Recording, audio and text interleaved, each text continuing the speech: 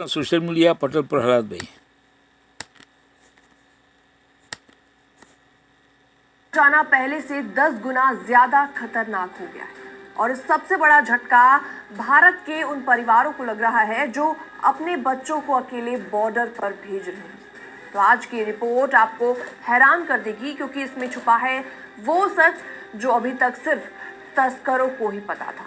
नमस्कार, मैं हूं आपके साथ प्रेरणा कौशिक और आप देखिए सबसे बड़ी और चौंकाने वाली खबर उन लोगों के लिए है जो कि अमेरिका जाने का सपना देखते हैं, खासतौर पर गुजरात और भारत के उन इलाकों से जहां से इलीगल तरीके से यूएसए जाने की कोशिश की जाती है। जनवरी से मई 2025 के बीच अमेरिका में इलीगल एंट्री करने वाले भारतीयों की संख्या में 70% की गिरावट आई है और इस दौरान 10,382 इंडियंस को यूएस बॉर्डर पर पकड़ा गया। इनमें से ज्यादातर लोग गुजरात के रहने वाले थे और सबसे ज्यादा शॉकिंग बात इसमें यह है कि इन लोगों में 30 बच्चे ऐसे थे जो कि अकेले बॉर्डर पार कर रहे थे, अकेले बॉर्डर को क्रॉस कर रहे थे। अब सबसे बड़ा सवाल यह है कि इतनी गिरावट आखिरकार क्यों आई है। तो ऐसे में असल में डोनाल्ड ट्रंप के दोबारा यूएस प्रेसिडेंट बनने के बाद अमेरिका की बॉर्डर सिक्योरिटी पहले से कई ज्यादा सख्त हो गई है।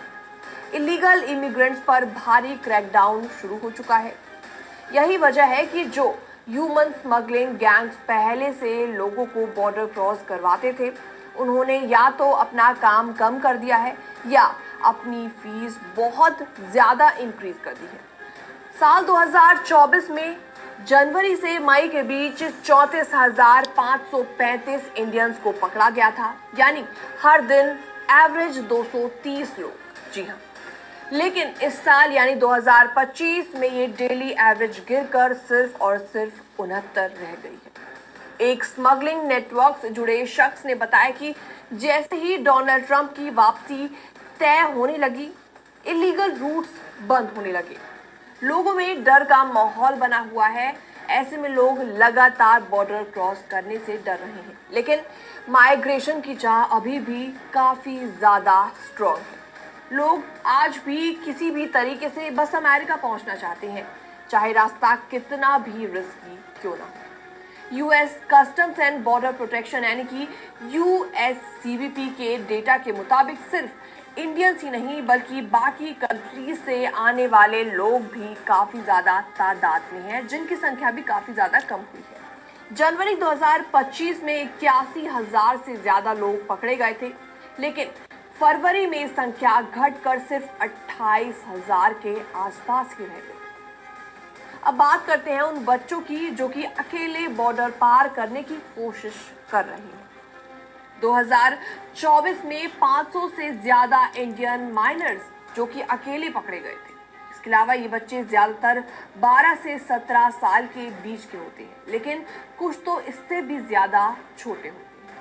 कुछ पेरेंट्स अपने बच्चों को अकेले बॉर्डर पर छोड़ देते हैं इस उम्मीद में कि यूएस गवर्नमेंट उन्हें शेल्टर प्रोवाइड करेगी और फ्यूचर में सिटीजनशिप भी उनको मिल जाएगी। लेकिन डोनाल्ड ट्रंप एडमिनिस्ट्रेशन ने अब उन अनकंपनीड माइनर्स को लेकर बहुत स्ट्रिक्ट पॉलिसीज लागू कर दी है। डीएचएस यानी कि डिपार्टमेंट ऑफ होमलैंड सिक्योरिटी के अनुसार इस वक्त करीबन 2.2 लाख अनडॉक्यूमेंटेड इंडियंस अमेरिका में रहते हैं। सिर्फ 2025 की शुरुआत से अब तक 332 इंडियंस को डिपोर्ट भी किया जा चुका है और इसके बावजूद लोग कोशिशें अभी भी लगातार कर रहे हैं और कई बार बहुत खतरनाक रास्तों को भी वो चुनते हैं। तो ऐसे में कुछ लोग समुद्र के रास्ते मैक्सिको से बोट लेकर कैलिफोर्निया की तरफ पहुंचने की कोशिश करते हैं। 9 मई को एक ऐसी ही ट्रैजिक घटना सामने आई जिसमें 14 साल का एक इंडियन लड़का और उसकी 10 साल की बहन एक बोट एक्सीडेंट में डूब गए।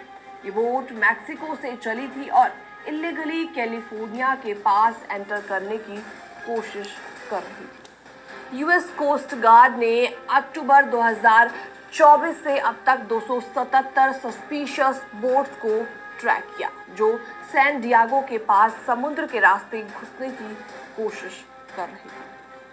तो बात साफ है कि अमेरिका जाना पहले से कई ज्यादा मुश्किल भरा हो गया है, डेंजरस और काफी महंगा हो गया है। डोनाल्ड ट्रंप सरकार की पॉलिसीज और बॉर्डर पर कड़ी निगरानी ने इलीगल एंट्री ऑलमोस्ट इम्पॉसिबल बना दी है।